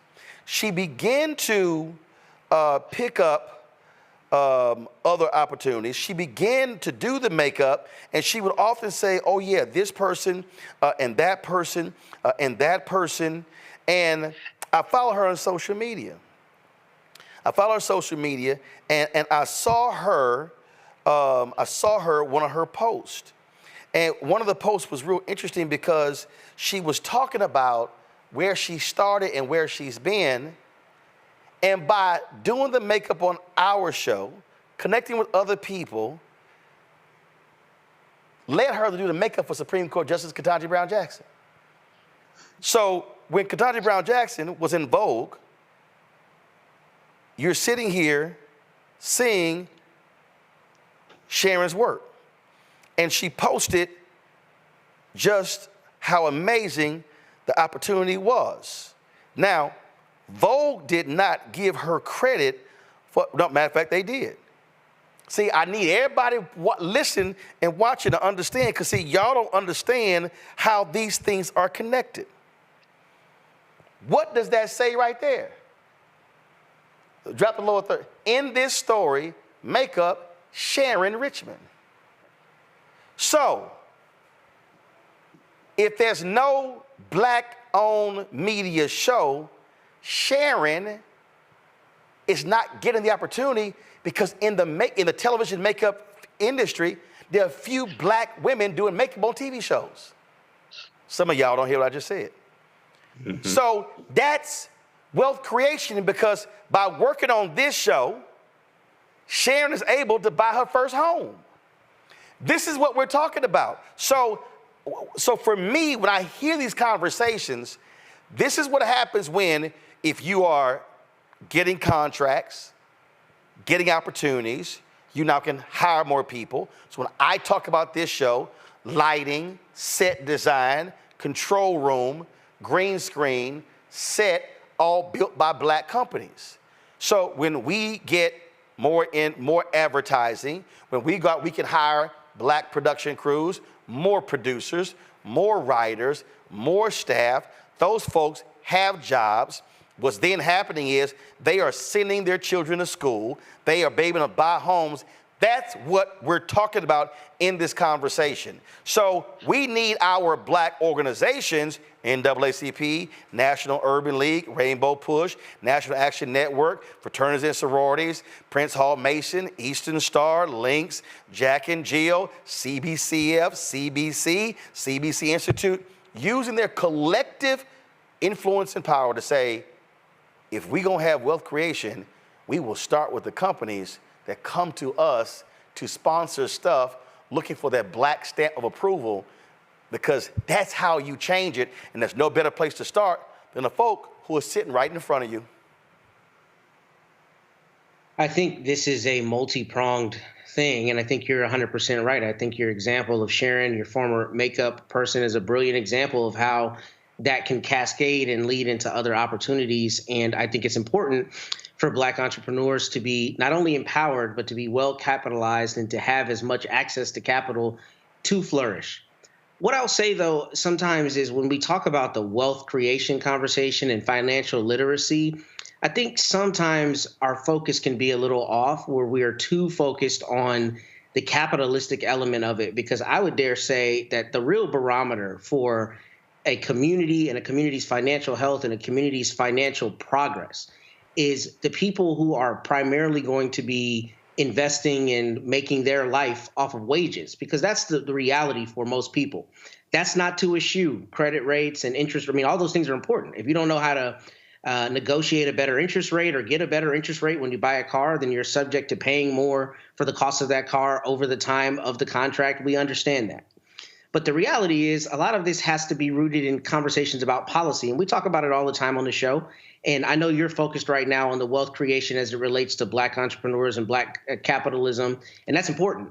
But at the end of the day, we really need to look at how is your average black person, what is happening in their life as it relates to policy that affects their ability to get that biggest asset, which is usually what, your house, right? But Matt, I'm not just speaking about black entrepreneurship, because here's the piece. The black entrepreneur piece, I hire people. So what I'm talking about leads to hiring. So same thing with you. How many people in your law firm? Well, about 20 some odd, 6 lawyers and 15 support staff. All right. So if you get additional clients, you have the ability to grow. If you have the ability to get professional services contracts with corporations in the corporate law space, you now have the ability to be able to hire more people, hire more staff, provide scholarships or whatever. And so that's what I mean. So the wealth building conversation is not solely about the entrepreneur. It's also for that individual. It's for the brother. It's for the brother or sister coming out of prison. And so I think what happens sometimes is we think that's only about the person who owns it. That's why I use Sharon as the example. No, this was the example of the person who didn't own it, but who was a beneficiary of being hired to do something and now is able to build something even on her own. Sure, and you're not wrong. We actually agree 100%. So I agree with you. I'm saying what I have seen, what I've experienced is sometimes when we talk about Black wealth building, it's too often in the context of how yes. a person who in an entrepreneurial context can get assets to do exactly that. And I think that's important. I think Sharon is a perfect example of exactly why Black entrepreneurs and Black businesses are not only important, but need to be capitalized better and need to get a much larger share of the pot. But in addition to that, what I'm saying is when we talk about Black wealth building, we have to start at the common denominator, which is not necessarily entrepreneurs. It's the people who work in a government job for 25, 30 years, right? And how do we ensure through policy, through institutional support, through the organizations that you mentioned and otherwise, how do we make sure that you can live a fruitful and successful life as a Black American where you can invest, you can own your home, you can have financial security, you can have a trade or a business, a small business if you want, or you can go to college. I mean, there's so many things that dovetail, and I don't mean to imply that this is an easy answer.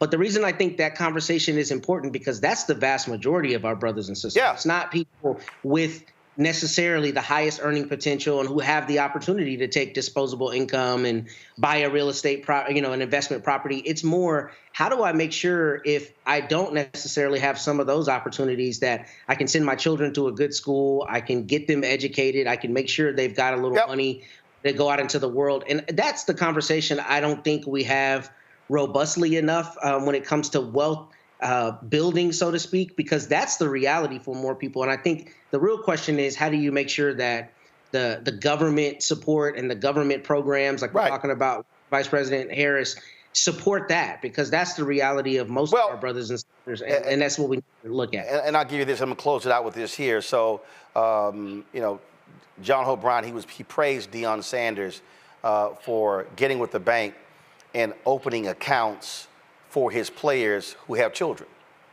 who have babies. When John's comments, he talked about the likelihood of a kid who has $50 in a bank account in kindergarten, the likelihood of them going on to college and actually graduating. Because now they're learning that. I mean, I remember when we had little savings and loan accounts, and me, my brother, and my sister, we all had our little accounts and had $20, $30 in it, whatever. And so it was changing sort of your view in terms of what you were focused on. But the thing that I want to talk about here is that, again, close with, is that when we're talking about on the granular level, I remember when I was at TV1, we had it was Thanksgiving or Christmas, I forgot. So they had potluck, whatever the hell it was. So we're sitting in the conference room eating. And we were just talking, and I brought up the fact that when I was in Chicago a few weeks earlier, we were just taping something at Rainbow Push, and John Rogers just sort of casually, Judge Greg Mathis was asking him about mutual funds. He was talking about how his money was in Merrill Lynch, and we all thought that John Rogers and Ariel dealt with institutional investors. We didn't realize they actually had their own individual, their mutual funds were just regular, ordinary folk.